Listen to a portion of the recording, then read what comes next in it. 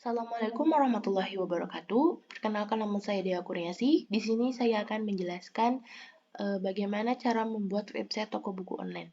Sebelum kita masuk ke codingannya, di sini saya akan menjelaskan tentang website ini sedikit. Di sini pertama ada halaman home.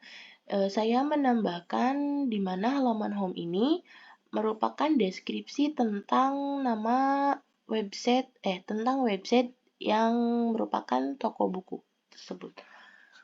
Di sini saya juga menambahkan sebuah tag berjalan agar tampilan dari website tersebut tidak terlalu monoton. Lalu di sini ada about. Nah, about sendiri di sini saya menambahkan beberapa foto di mana kami menyediakan berbagai buku dengan harga dan kualitas yang paling terbaik. Lalu ada prosedur pemesanan. Nah, apabila pelanggan nanti ingin memesan dan mereka tidak tahu bagaimana cara memesannya, mereka bisa membuka halaman prosedur pemesanan dan nanti di sini akan dijelaskan bagaimana cara memesan memesan buku di toko kami. Kemudian ada tentang kami, sama halnya dengan home tadi, tentang kami juga merupakan deskripsi sedikit tentang website toko buku online ini. Lalu kontak. Jikalau nanti mereka akan memesan, mereka bisa langsung beralih ke kontak dan menghubungi nomor yang sudah tercantum di sana. Untuk kategori buku sendiri, di sini saya ada tulisan basis data, di mana kalau kita klik, itu hasilnya akan menampilkan daftar buku basis data lengkap dengan ISBN, judul penerbit, harga, dan detail. Untuk detail, saat kita melihat mengklik lihat detail ini, di mana kita bisa melihat detail dari sebuah judul buku yang menguasai SQL.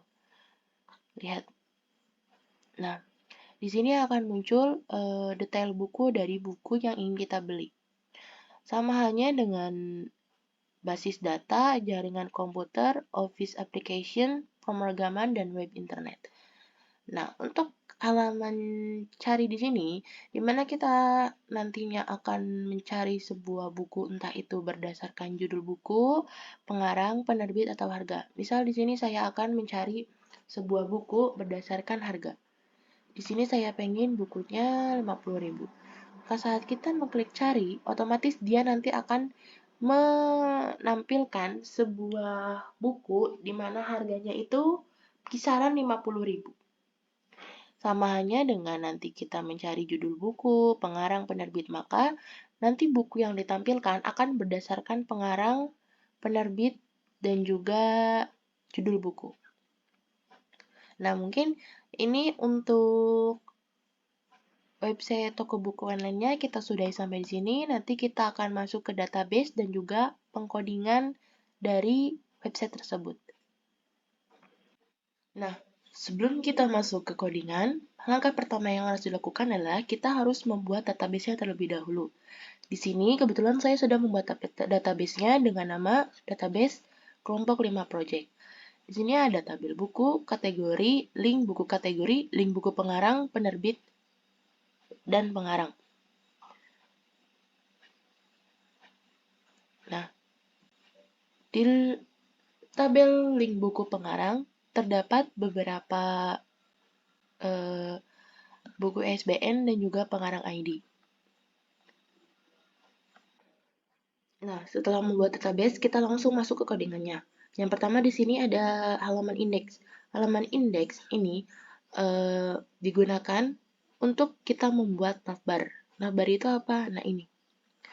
Di mana nanti isinya ada about, prosedur pemesanan, tentang kami, dan juga kontak.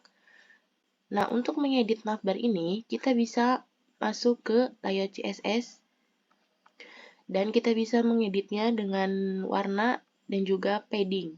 Di sini untuk background saya menggunakan tagar C4E8E2. Setelah halaman indeks, di sini ada halaman welcome, di mana isinya terdapat HTML, head, link toko buku online. Nah, untuk titelnya ini, di mana nanti website tersebut bernama toko buku online.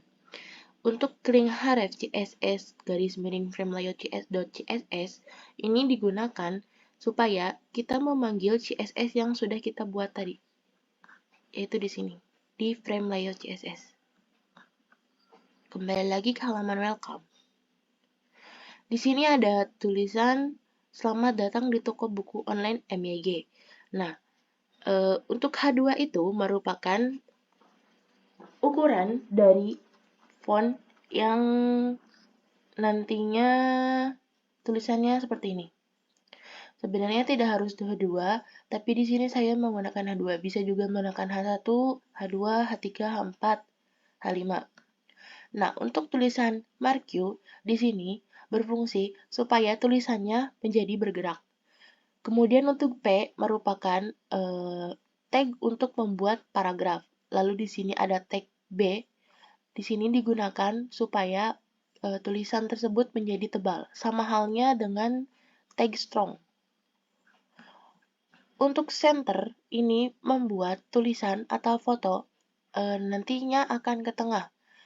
Lalu IMJSRC sama dengan picture garis miring astagfirullah JPEG. Di sini tag IMJSRC berfungsi saat kita menambahkan sebuah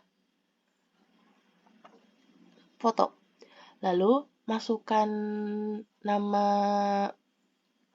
folder foto tersebut dan masukkan nama foto tersebut, jangan lupa ditambahkan .jpg. Sebenarnya tidak harus .jpg, entah itu JPG, PNG, atau IMG. Tergantung dari si foto tersebut. Contohnya di sini kan ada JPG, dan yang ini JPG. Kemudian setelah halaman welcome, di sini kita akan masuk ke halaman kategori. Nah, untuk halaman kategori sendiri di sini digunakan saat kita mencari sebuah link kategori di halaman website nantinya. Lalu ada halaman about. Untuk about sendiri di sini saya mengisinya dengan berbagai foto dari buku-buku yang kami jual di link di website toko buku online. Sama halnya di sini masih menggunakan titel tentang kami, kemudian di sini ada link href CSS frame layout CSS untuk memanggil sebuah CSS. Lalu tag marquee masih sama untuk membuat tulisan tersebut menjadi berjalan. Lalu untuk tag P masih sama halnya, yaitu membuat teks paragraf sama juga dengan IMJSRC. Itu untuk menambahkan sebuah foto. Lalu untuk text strike sendiri digunakan untuk mencoret sebuah tulisan. Di sini saya kan misal harga bukunya itu 200.000, tapi karena ada diskon maka saya akan mencoret tulisan 200.000 dan diganti menjadi 150.000. Nah, setelah halaman about, di sini ada halaman cari. Cari ini digunakan di mana nanti kita mencari sebuah buku, entah itu berdasarkan judul buku atau berdasarkan pengarang dan penerbit nama atau buku harga. Di sini fungsinya untuk memudahkan di mana nanti ketika para pelanggan akan membeli buku dan dia ingin mencari buku tersebut, namun tidak tahu judulnya, setidaknya dia tahu harga atau link buku pengarang tersebut. Setelah halaman cari, di sini ada halaman dbcon. Nah, dbcon ini berfungsi di mana kita akan mengkonekkan halaman tersebut atau codingan ini ke nama database yang sudah kita buat. Di sini bisa kita lihat dbname sama dengan kelompok 5 project. Nah, jadi ini merupakan nama database dan yang nantinya kita bisa mengkonekkan halaman ini ke database yang sudah kita buat. Kemudian ada detail buku. Untuk halaman detail buku, di sini sama halnya untuk menampilkan sebuah detail dari buku tersebut, entah itu buku judul, lalu ada nama pengarangnya, penerbit, harga bukunya, lalu buku tanggal terbit, dan jumlah halaman buku. Kemudian di sini ada teks kategori. Nah, untuk kategori sendiri, di sini kita menambahkan kategori dari sebuah buku tersebut. Ada kategori nama, ada kategori ID, lalu ada kategori.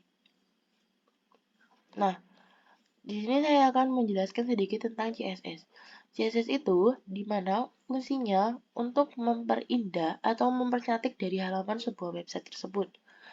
Di sini bisa kita lihat ada color 000, di mana ini merupakan warna hitam. Lalu backgroundnya di sini ada FFFF. Nah, ini background tersebut dan frame layout CSS ini digunakan saat para pelanggan membuka sebuah kategori buku, maka tabel dari kategori tersebut akan berwarna yang sudah kita tentukan.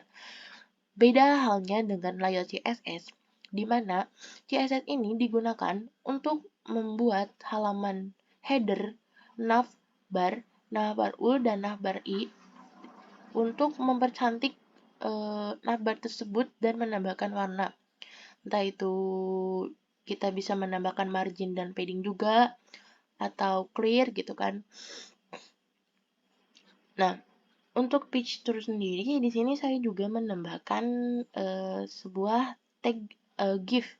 Sebenarnya untuk menambahkan sebuah tag GIF itu sama saja seperti halnya kita menambahkan sebuah foto, akan tetapi bedanya di sini kita menggunakan tag embed, di mana center artinya nanti GIF tersebut tertengah, lalu masukkan tagnya dan masih menggunakan src. Lalu masukkan nama folder dari tempat di mana kita menyimpan GIF tersebut. Lalu masukkan nama GIF yang kita inginkan dan tambahkan .gif. Nah, berbeda dengan kita menambahkan sebuah foto. Bedanya hanya di tag embed dan juga .gif. Nah, mungkin sekian saja untuk penjelasan dari saya. Mohon maaf apabila ada kekurangan dan kesalahan. Wabillahi taufiq wal hidayah. Wassalamualaikum warahmatullahi wabarakatuh. Audio Jungle.